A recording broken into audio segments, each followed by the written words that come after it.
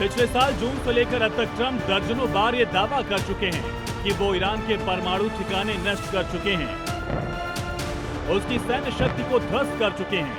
तो फिर ईरान में इतनी पावर कहां से बची है कि उसके पलटवार झेलना भी अमेरिकी सेना के लिए मुश्किल हो रहा है। और इतने दिन में अमेरिका इजराइल की साझी सेना और सीक्रेट एजेंट उस यूरेनियम को आखिर ढूंढ क्यों नहीं पाए जिसे खत्म करने के लिए हमले शुरू किए गए। ना यूरेनियम मिला, ना एटम बॉम्ब। ट्रंप नेतन्याहू के सारे जुगाड़ फेल। टाइम्स ऑफ इजराइल की रिपोर्ट के अनुसार जब पिछले जून में अमेरिका और इजराइल ने ईरान के 3 मुख्य परमाणु ठिकानों पर बमबारी की थी, तो माना जाता था कि उस समय तेहरान के पास लगभग 440 किलोग्राम 60% एनरिच्ड यूरेनियम था। ये यूरेनियम का वो प्रकार होता है जिससे बेहद कम समय में परमाणु बम बनाया जा सकता है। लेकिन इस सूचना के बाद दोनों देशों की सेना ईरान के आगे क्यों नाकाम है? अंतर्राष्ट्रीय परमाणु ऊर्जा एजेंसी के प्रमुख राफेल ग्रॉसी ने पिछले हफ्ते कहा था कि 60% एनरिच्ड यूरेनियम का लगभग आधा हिस्सा इस्फहान परमाणु ठिकाने पर एक सुरंग में जमा था।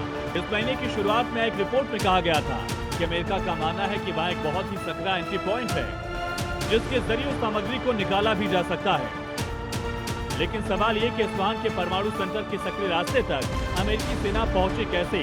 18 दिन की जंग में अभी तक तो हमले हवाई हुए हैं और ये काम बिना जमीनी मिलिट्री ऑपरेशन के जरिए संभव नहीं है।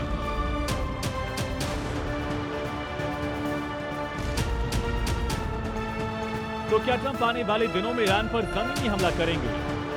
इस सवाल पर एक सुझाव नेटो के कोर कमांडर जेम्स ने दिया है। उनके मुताबिक ईरान के यूरेनियम पर कब्जा करने के लिए बहुत बड़े ऑपरेशन की जरूरत होगी। इनके मुताबिक इतिहास का सबसे बड़ा स्पेशल फोर्स ऑपरेशन हो सकता है। इसमें 1000 से ज्यादा सैन्य कर्मियों को मौके पर मौजूद रहना होगा। सैन्य इंजीनियर को खदानों और बूबी ट्रैप की जांच के बाद मलबे को खोदकर हटाना होगा। बरामद सामग्री को देश से बाहर ले जाने के लिए एक स्थानीय हवाई अड्डे की जरूरत होगी। इस दौरान स्पेशल फोर्सेस पर ड्रोन और मिसाइलों से हमला हो सकता है। इससे बचाव के लिए जमीनी सेना और विमानों की जरूरत होगी। जेम्स ने ईरान से यूरेनियम छीनने का फॉर्मूला बता तो दिया, लेकिन ट्रंप का दम इसमें भी आड़े आ रहा है।